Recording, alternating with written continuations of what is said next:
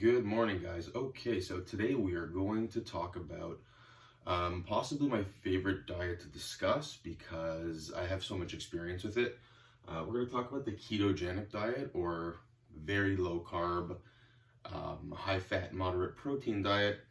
And basically, the thing I often get with this is, are carbs bad for you, or what's really going on?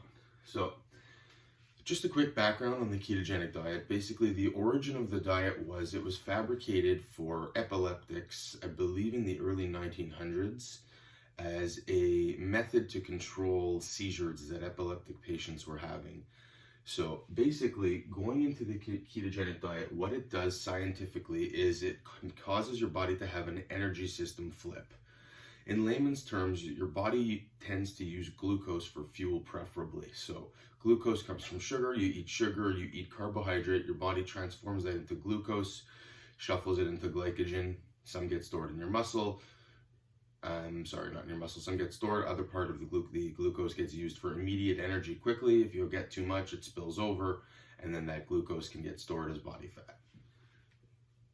Ketogenic diet, your body now forces your brain to make something called a ketone, which is a different energy source.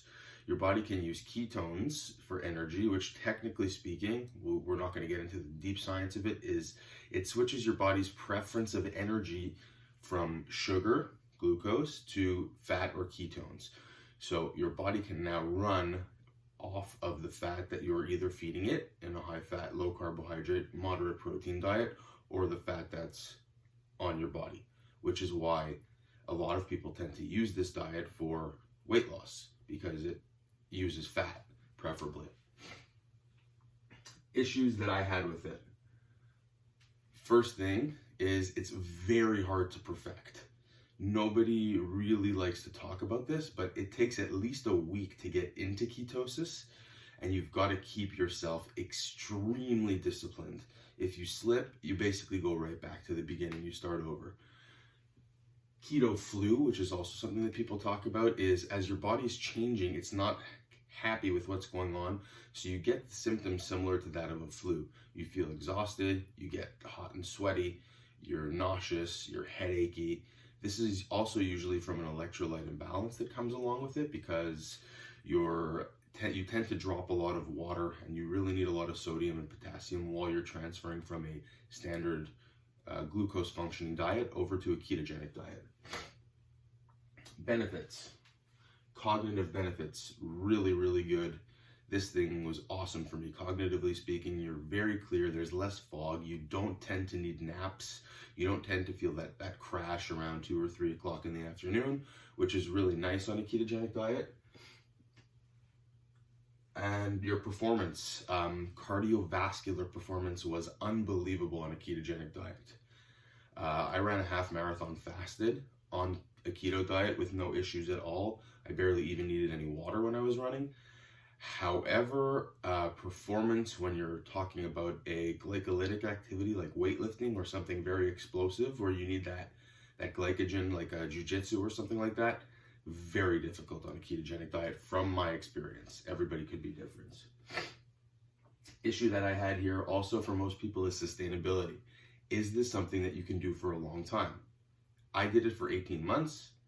Afterwards, I couldn't take it anymore. Some people say that they can do it for the remainder of their life. It's been life-changing for them. They lost all this weight. They feel good. If that's the case, awesome. If you can't, let's try to find something else. Fat loss speed on this diet is also really unbelievable. I found that I got very lean very quickly. However, with the fat loss went muscle loss. Another thing to note about the ketogenic diet is something called gluconeogenesis, which people don't really comprehend, is that your body is able to make its own glucose in the liver in the absence of extraneous glucose from food. So basically, if you need that glucose for energy or whatever it is, obviously it's not as available as it would be if you're feeding yourself sugar or carbohydrate or whatever it is. Your liver can produce the glucose that it needs to do certain activities. Okay, in order to get into ketosis, what are we talking? Everybody's different, so there's really no standard. So I like to base it off of a total of 20 to 50 grams of carbohydrates a day if you're going to try this. Now, there's some debate in this community regarding, do we talk just overall carbohydrate, or are we talking what they call net carbohydrate? Net carbohydrate would be anything other than sugar alcohols, which don't affect your blood sugar, or fiber. Fiber is obviously, it's not really digested. It has no effect on you at all. It's sort of just, you eat it, it builds up, and out it goes. I tend to go with total carbohydrates for myself because I did not have that issue getting into ketosis. I was actually able to do it in about 3 days, sometimes 4 days when I would go back into it. But some people it takes 2 to 3 weeks, and they have to be really, really strict. So you've got to really pay attention to this. The only proper way to really check if you're in ketosis is with one of those little like diabetic blood sugar monitors. They're made by Abbott, and I think there's a couple other companies that make them, and the strips are expensive. There's some cheaper options that have come out now, but I don't really know much about them anymore because I have not done this in so long. Another topic to discuss on ketosis is fat adaptation. This is the key for performance, and this takes the long time.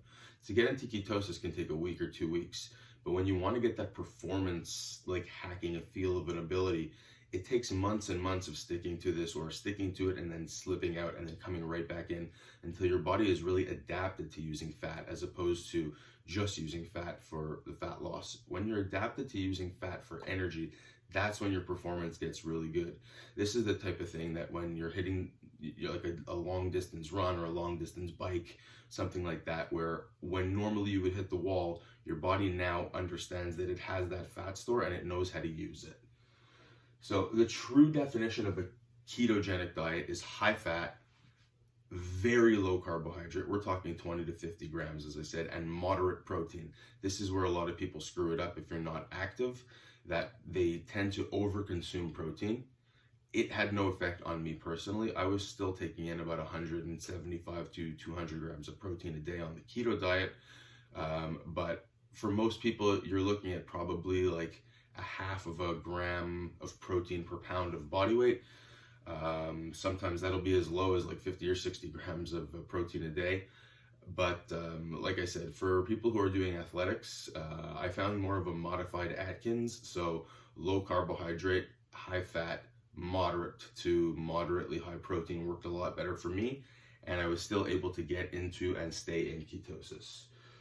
So that would be, for me, for athletes, what would be the best type of thing to do, because to make that shift from a glucogen using athlete to a ketogenic athlete is very difficult, especially if you're already at an advanced fitness level. So yeah, that's my conclusion. I mean, like anything else, this diet is not for everybody. It's very difficult to maintain long term, but people can do it. I couldn't do it, but like anything else, if you can make this work for you, it's an excellent tool. You will stay lean for the majority of your life. And you just have to make sure, like any other diet, that your calories are in check. But what this does for you is when you're on this type of diet, you don't get those constant hunger signals and fatigue signals that you would get when you're consuming glucose every couple of hours on the regular.